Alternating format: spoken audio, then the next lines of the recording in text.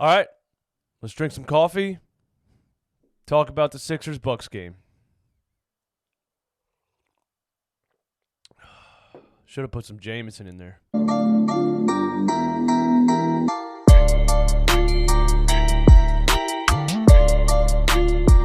What is up, guys? DJ Eastwood here. This is the Run It Back Podcast, home of the most brutally honest Philly sports takes on YouTube. Some people don't like it, but it's because some people don't like the truth. Please go ahead and hit the subscribe button if you're not subscribed already. It helps me out greatly. And every single person watching this video, please hit the like button on the video. Let's try to get 500 likes on the video. Let's get into it, man. The Sixers lose to the Bucks last night. And obviously the main story of the game is that Ben Simmons left with about 5 minutes into the first quarter. Ben Simmons went out with a back injury. Let's just get this right out of the way. If Ben Simmons is injured for an extended period of time, this team is done. Chalk it up. Wrap it up. Put it away. On to next season. There's no way this team can survive without Ben Simmons. Offensively and defensively, it's just he just carries the team too much. And you saw when he went out of the game and Brett Brown tried a million different lineups, just trying to get some kind of scoring from a guard, he got nothing from anybody. And I want to blame this game on Brett Brown. I really do, because I don't like a couple of things that he did. But I do think that he tried his best to just try every different lineup he could to try to get some kind of scoring from a guard. I don't know what more he was supposed to do. The only thing I really hate that he did was he played Horford and Embiid at the same time for a long time. Let's start with this. Embiid looked okay in the first half. He didn't have Horford on the floor. He had some space. He was getting guys one-on-one. I don't think he was going as hard as I would have liked him to go. You know what I mean? He had Brook Lopez a couple times one-on-one where he settled for a jump shot. He didn't seem like he was ready to go into the chest of anybody and try to get to the rim. He was playing soft. Let's call it what it is. And he wasn't making the jump shot, so that was it. Giannis. I always say Giannis. I'm sorry. Giannis, on the other hand, was making jump shots. And when the game started and Giannis hit a couple of jumpers and then he hit a three, I said this game's over. If Giannis is making jump shots, you're done. Like I said in my pregame, he was 1 for 14 from three the previous two games against the Sixers, and we stood a chance.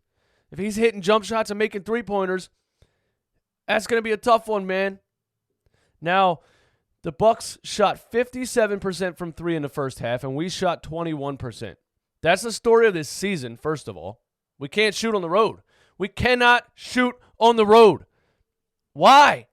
Somebody explain it to me. What is it about the jump shot? What is it about the players' legs or energy? Or I can't figure it out. We cannot shoot on the road. 21% in the first half, and they shot 57%. I've never seen so many NBA players miss wide open shots. I've never seen it in my life. It wasn't because it was good perimeter defense. We missed a million wide open shots. Wide open. Tobias Harris misses more wide open threes than any player I've ever seen. I don't know why. I don't even like what his jump shot looks like anymore. I don't like it. He misses wide open shots. His jump shot looks stupid to me. He's on his tippy toes, leaning forward when he shoots the ball. It looks like he just flings it into the air. It doesn't look controlled. I don't like it. And he misses wide open shots all the time.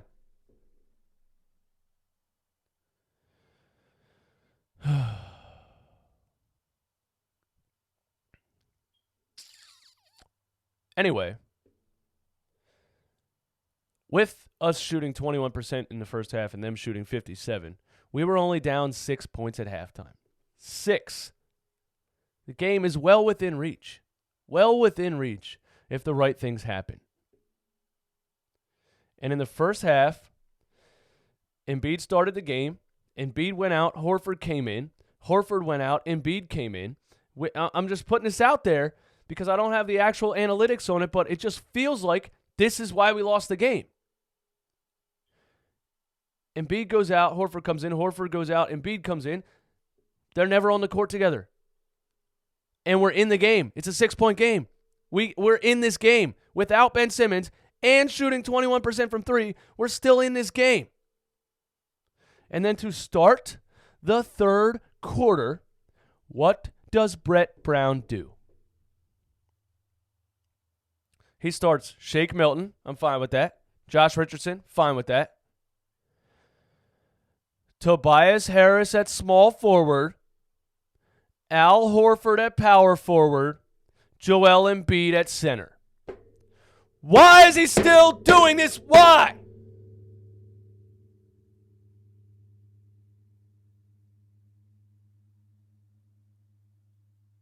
So we go down a quick 10 points in about 3 minutes, and he takes Horford out, and he leaves Embiid in there by himself. And Embiid got 2 quick foul calls, which I don't want to blame a game on the referees, but when we're in a game and our only player scoring points gets 2 quick foul calls to start the third quarter that were both questionable. One was a moving screen that they never showed the replay on TV, and I still didn't see the replay. So I don't know if it was a moving screen or not. If you guys were at the game or you remember seeing it live, let me know if it was a moving screen. The second one, Giannis drives in, does his little extended Euro step, throws the biggest hook elbow to Embiid's back, throws him on the floor, and they call the foul on Embiid. Now, come on, bro. One of my main points I was making last night during the live stream is that Giannis is already so good. He's already better than everybody. Why do NBA referees have to give him extra advantages? I don't understand that from a competitive standpoint. It's the same with James Harden. He's already very, very good. Why do you have to give him extra advantages? Calling a foul every time somebody breathes on the guy. There was a play where Giannis drove in, hardly got touched, put up a layup, and the referee watched it and waited until the ball didn't go in the hoop to call a foul. That's disgusting to me, and it's all the NBA's fault. The officiating in this league is putrid, and it keeps getting worse. Another play, Chris Middleton, pump fakes at the top of the key. Defender goes straight up. Chris Middleton jumps forward into the defender, and they called a foul. There's an actual NBA rule. It has to be a natural shooting motion. You're not allowed to jump forward into the defender to get a foul call, and they called it a foul. That's all I'm going to say about the referees in this game. I said I wanted to see more of Alec Burks, and he played a good role, but his shot wouldn't go in. He couldn't buy a bucket. He couldn't buy a bucket. Wide open threes, wide open mid-ranges. He just couldn't buy a bucket. That's the main story of this game. We couldn't make any shots. They made a lot of shots. I mean, Robin freaking Lopez was out here bombing threes, dude. Robin Lopez suddenly turned into Steph Curry against us. Dude, the play where they fumble the ball at the top of the key, they pass it into the post, they lose the ball again, somehow regain it back, kick it out to the three-point line with half a second on the shot clock, throw up a desperation heave, and it goes in. Robin Lopez shoots 26% from three on his career. He didn't shoot a three until 2017. He was 2 for 4 last night. And they weren't even wide open. He was just bombing them. A lot of people were asking where Matisse Thybulle is in this game. And my honest take on that is you can't really play Matisse Thybulle without Ben Simmons. Like, Matisse Thybulle offensively needs a point guard that's going to just get him a wide open three. He can't do much else offensively, so you can't just give Matisse Thybulle the ball and expect something to happen. Defensively, I love him, but he needs a good point guard on the floor to get open shots and to have some kind of rhythm. And yeah, I just referred to Ben Simmons as a point guard. I know. I say all the time he's not a point guard. He's not a half-court point guard. Ben Simmons needs a ball-handling guard alongside him to play off of. LeBron-Kyrie situation. That's how he would be best utilized. But, yeah, you can't play Matisse, man. He just gives you nothing offensively, dude. The third quarter is where we lost the game. I mean, I don't know what else to say.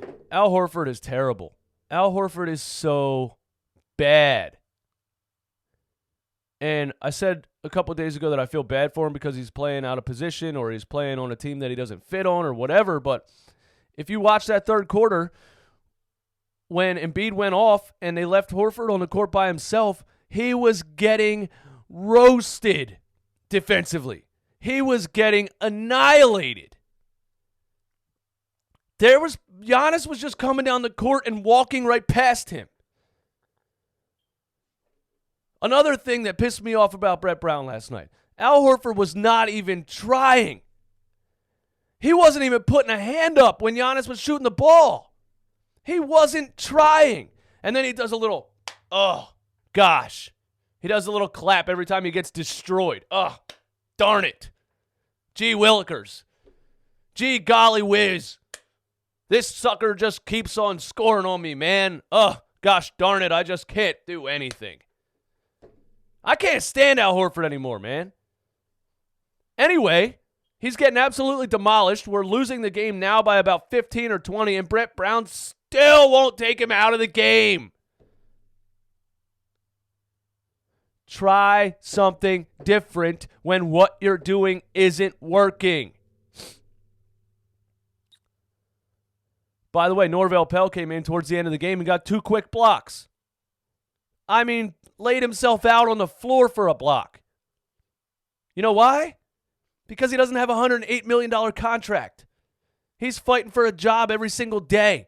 Those are the kind of players you need to come in the second unit. Those are the kind of players you need to come off the bench. The guys that are hungry. Hungry dogs run faster. Why, when Horford was getting annihilated, did you not just throw Norvel Pell out there and see if he can stop Giannis? See if somebody can stop him. No, just keep doing what you're doing and lose the game. I don't think we had a chance to win the game without Ben Simmons, but I wanted to see a better effort in the second half, and the third quarter was just atrocious. To finish the game, I mean, in the long run, we shot 35% and the Bucks shot 52%. You know what I mean? What else are we supposed to say, man? Korkmaz ran point guard in the third quarter for a little bit. I'll never understand that with Shake Milton, Alec Burks, and other guys on your team that could run point guard. I don't understand Korkmaz running point guard. Not that he was terrible and he had a bunch of turnovers. He just doesn't really give you anything. They're running ball screens for him. I just don't understand. I know what Brett was trying to do. He's trying to get Korkmaz open to shoot some threes to try to get us back in the game. Korkmaz cannot get open threes by having the ball and running a pick and roll. He's not a point guard. You have to run plays, bring him off of screens, like along the baseline, all this kind of stuff like you used to do with J.J. Redick. I don't know why I'm explaining basic basketball to Brett Brown still.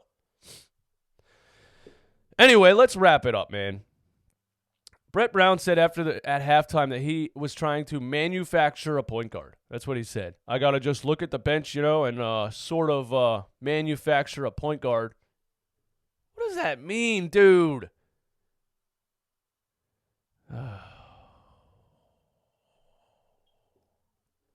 So, Ben Simmons leaves the game.